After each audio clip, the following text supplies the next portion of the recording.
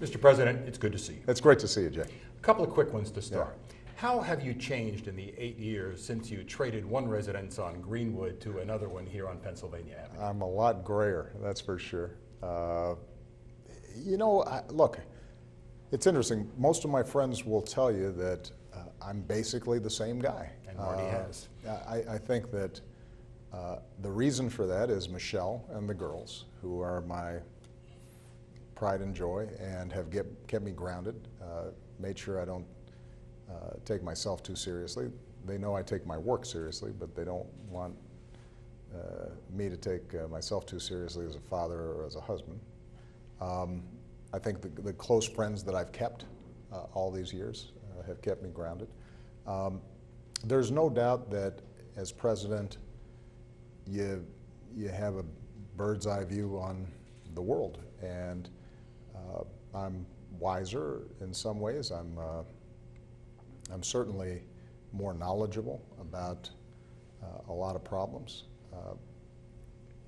Interestingly enough, I'm actually more hopeful. I've seen real changes that make a difference in people's lives. A lot of people focus on the things that are still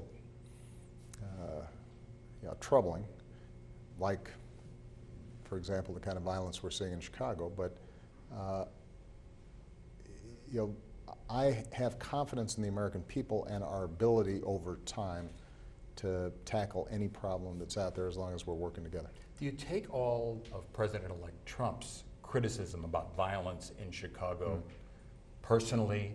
After all, it's got to be frustrating that the most powerful man in the free world cannot stop the violence in his hometown. Well, look, we all have a role to play, and obviously most issues around crime and safety are local. I can't send the Marines in to Chicago, but it is heartbreaking to see that for a variety of reasons, not all of which I think are fully understood, Chicago is the one big city where you've seen a big spike in the murder rate. Overall, during the course of my presidency, violent crime is much lower than it has been during my lifetime. It's probably as low as it's been in the last 50 years.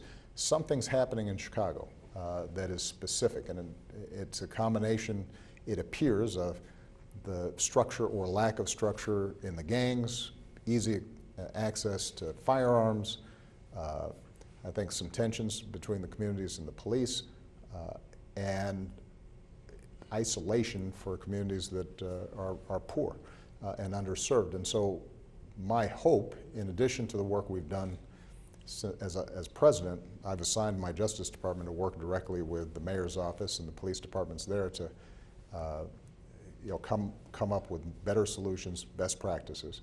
My hope is that as a private citizen who's still got a home in Chicago, that I'll be able to contribute. The presidential center that I have there, hopefully will be able to contribute to some ways of reversing what has been really a troubling trend. You talk about tensions between people and police.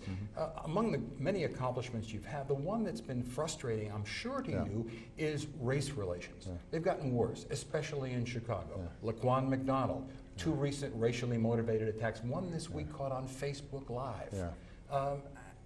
That's got to be terribly disappointing to you, of all the things you wanted to do with race relations. Yeah, Jay, here's how I think about it. I don't think it's accurate to say race relations have gotten worse.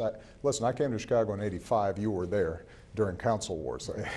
I promise you, race relations haven't gotten worse. But what is true is that, in part because we see visuals of racial tensions, violence, and so forth, because of smartphones and the internet and the media, what we've seen is surfacing, I think, a lot of the problems that have been there